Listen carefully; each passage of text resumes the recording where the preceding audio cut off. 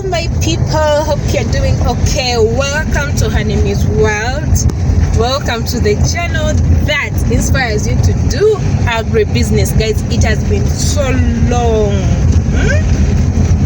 Anyway, we are caught up by very many stuff, but as usual, we shall never give up. So guys, as you can see here, we are driving and we saw it necessary to do some farm tours of other people engaging in the same activities that we are engaged in. So guys, instead of going into clubbing, today is a weekend, we saw it necessary to go for an outing, and that outing is just a farm tour to one of the colleagues that does goat farming. So we are on our way to that farm, guys. So let's pop into the video.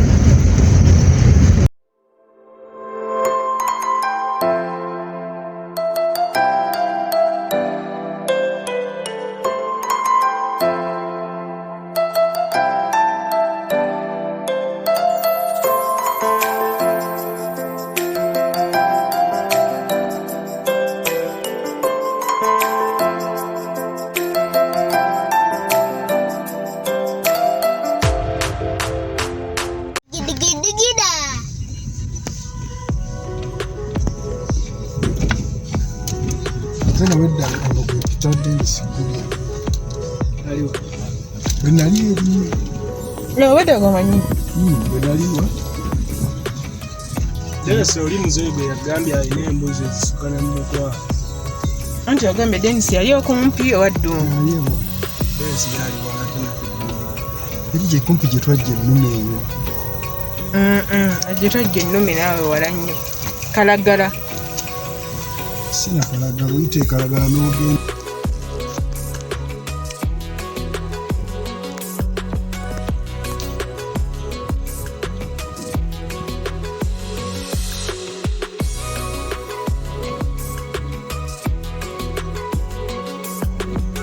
The goats are not yet back.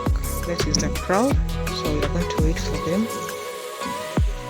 So you can see rabbits all over, goats and hens.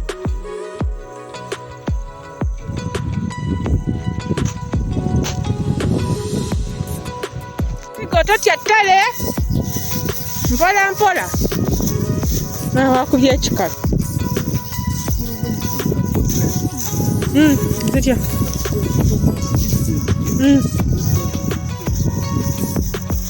eri ddamu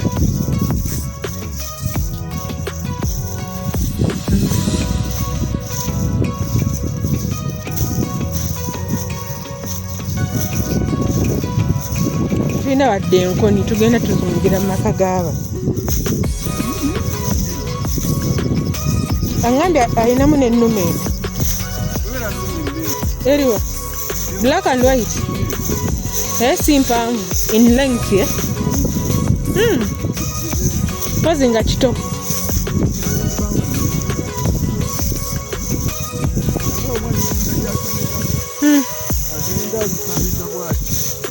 Wali emmere?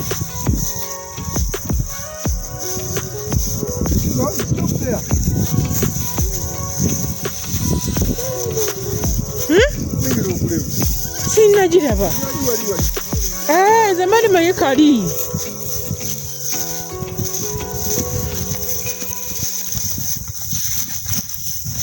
Siko yimirira awo. Yimirira awo. Olaba alinamu bbowa.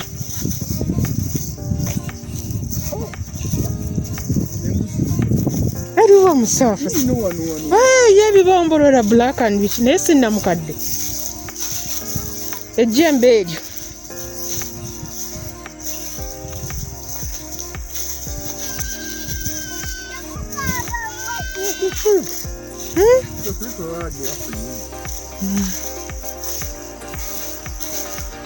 Owulidde embuzi gyewagula 1.5 bali abajja okusala bamugamba 2-3. Can you imagine?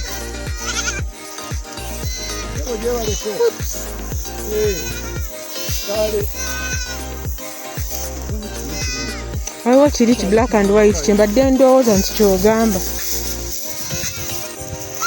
Ono alina breed y'ekyoya.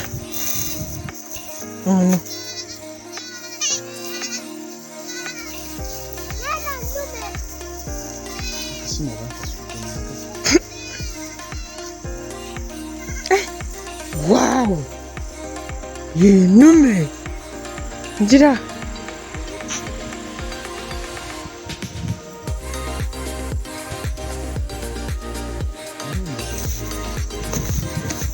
Oba olonzeemu bulungi. Era wano bibombolera mwana wa nnume we ndabanga.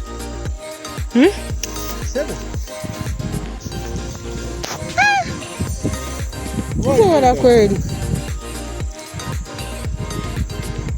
Omanyi lwaki? Because the young ones bwe bungi. Oba kirealizing.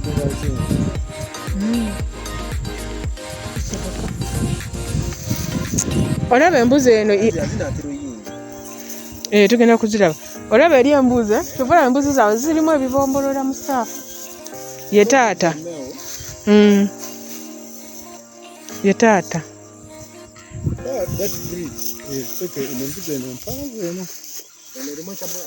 Zino ya brown yeyetakula. Yeyetambula bweti. Izo mbuzi bannungi. Anti zezo ze bayita karahali. Kusobola okuzaala mu breed yonna gy'oyina. Sobola kuwa breed yonna gy'oyagala.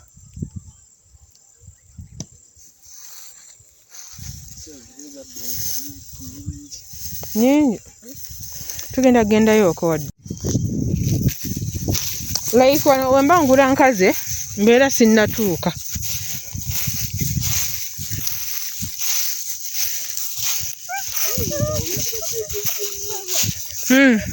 Naye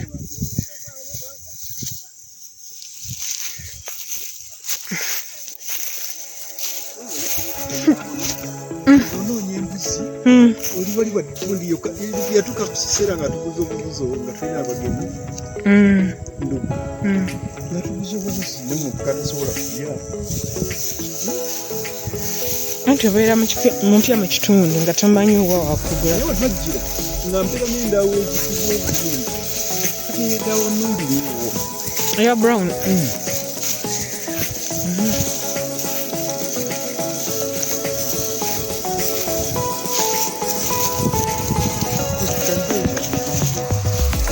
The what? The for eating. Nyamba bukazi.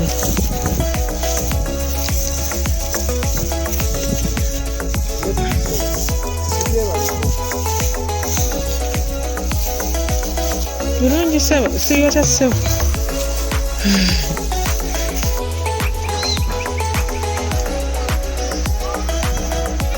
The guys were out.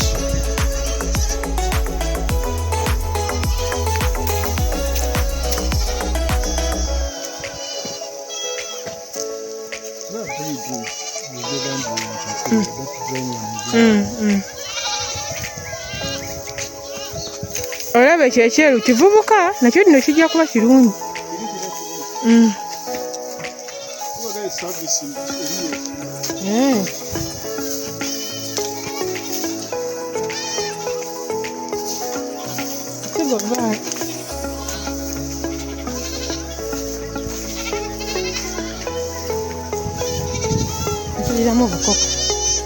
Look at this bunny.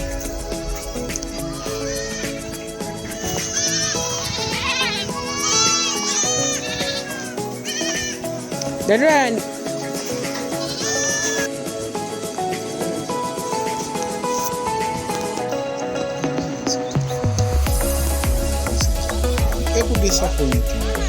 Nagitwalanga weeri.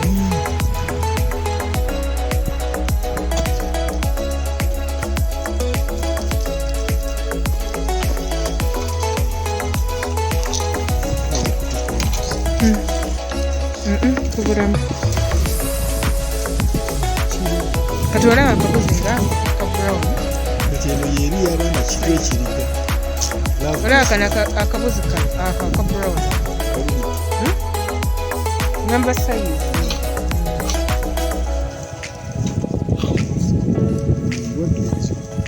Ntadde yaaki. Kaddukana alabika ttiimu mubbi. Abo ababbi abo be batera okuddukana.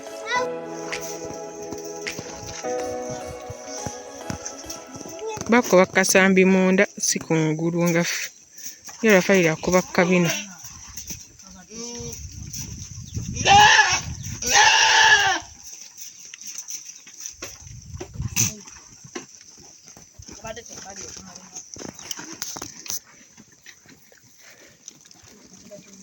Eryo ddagala kiri okuba?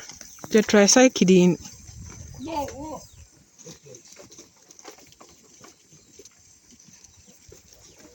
Oguba musujja. Nsigo, come back.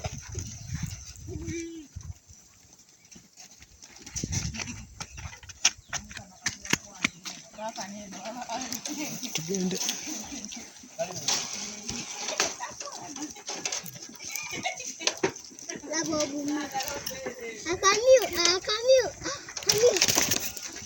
Ena ensigo.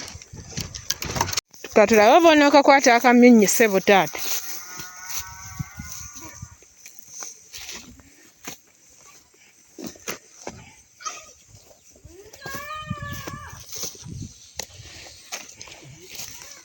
Guys, we are back from our outing. You've seen the farm. This lady has literally very many projects on the farm, and she seems not to know what to do about them, like kind of how to organize the farm to really do real agribusiness, guys. But she has almost everything: the goose, ducks, the land, the cows, the goats, the rabbits are all moving all around, as you've seen. The hens, a lot of local hens there, but the setting is really not good. Setting is very, very important, guys. So we've made an appointment with her. She will come to our farm and we shall really get to sit down and brainstorm for the betterment of our business, guys. I think that was it for today. That is our weekend, and this is how we dress up when we are going for an outing. We dress up like this and in boots. Yes, guys.